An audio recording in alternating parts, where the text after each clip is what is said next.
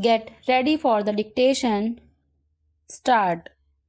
Mr. Vice Chairman, I wish the matter had not come up for discussion in this House in the form in which it has come, because we will be discussing, it appears, the same subject more or less piecemeal in connection with the other two bills as well.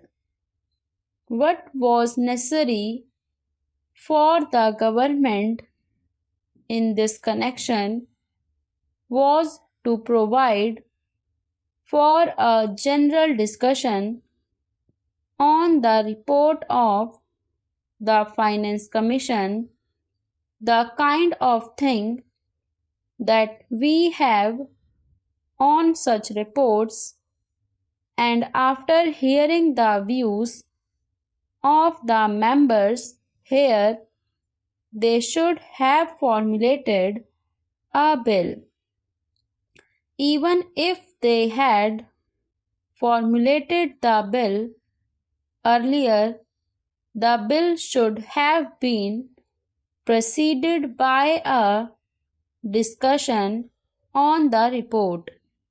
It would then have given us an opportunity of dealing with this rather important subject in our public finance and indeed in our national life.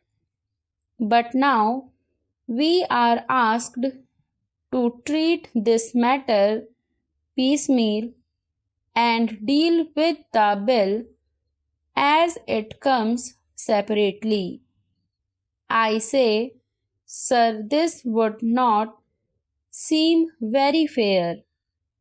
It is true that we have had two other reports of the Finance Commission and that we have had certain opportunities of discussing the issues raised by the Finance Commission on previous occasions.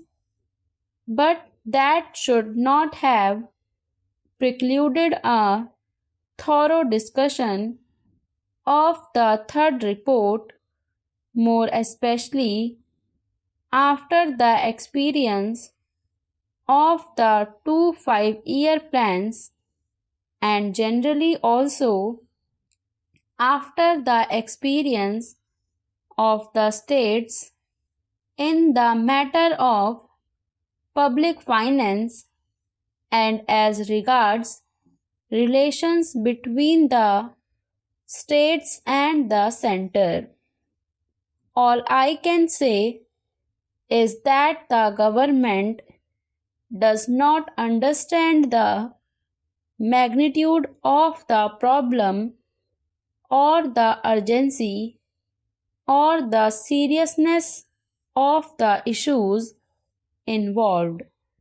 It is possibly because they think that all the state governments are under their control and that the state governments would toe the line whatever is laid down from here.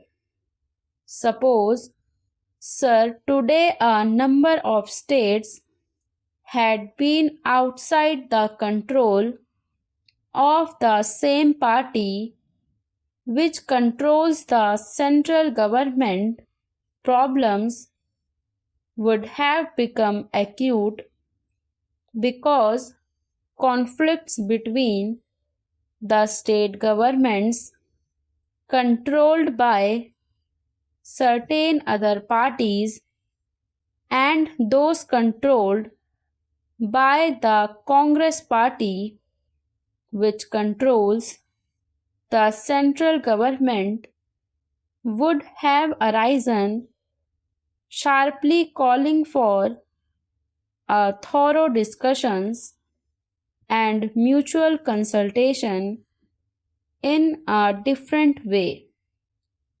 Once they can get past whatever they like, and also once it is passed, the states will more or less accept without any protest the dispensation of the center.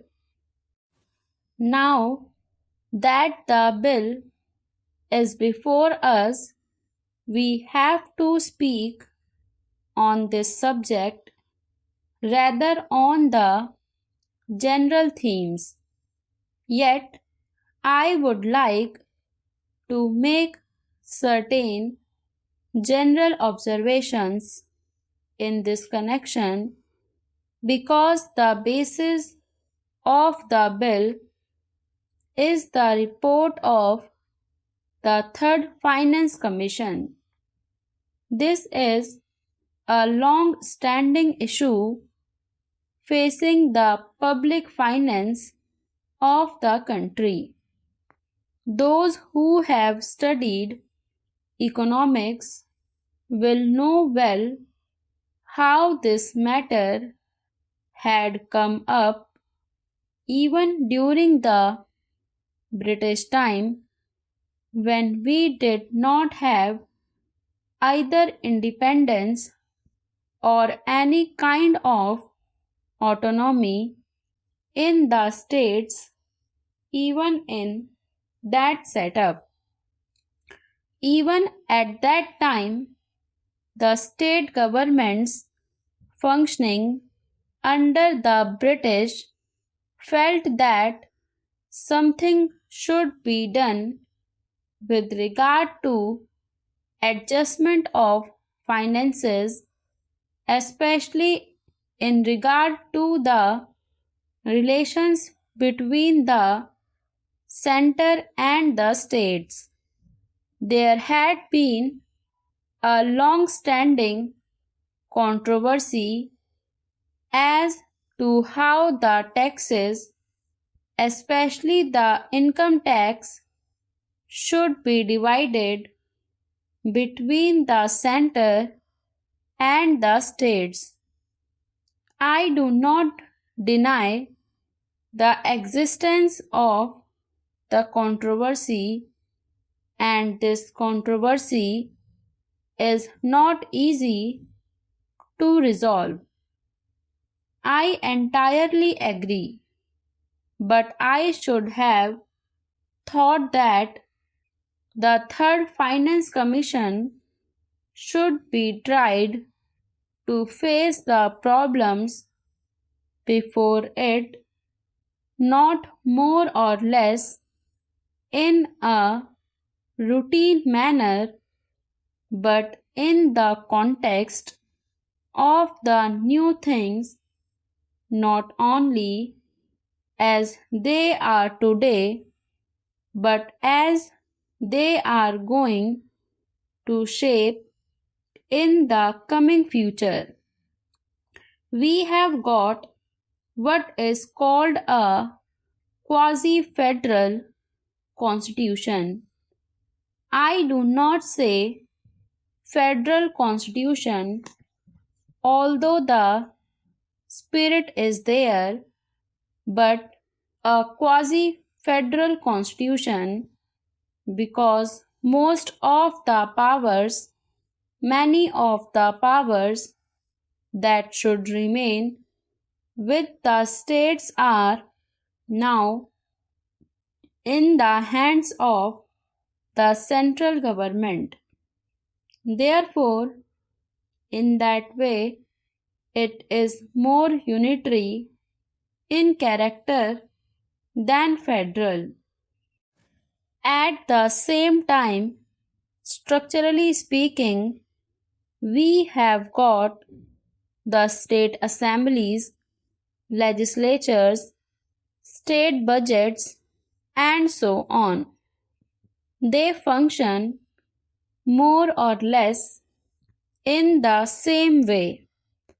But if you go a little deeper into the affairs, it would immediately lead you to think that the states do not have any substantial real power, especially in the matter of finance.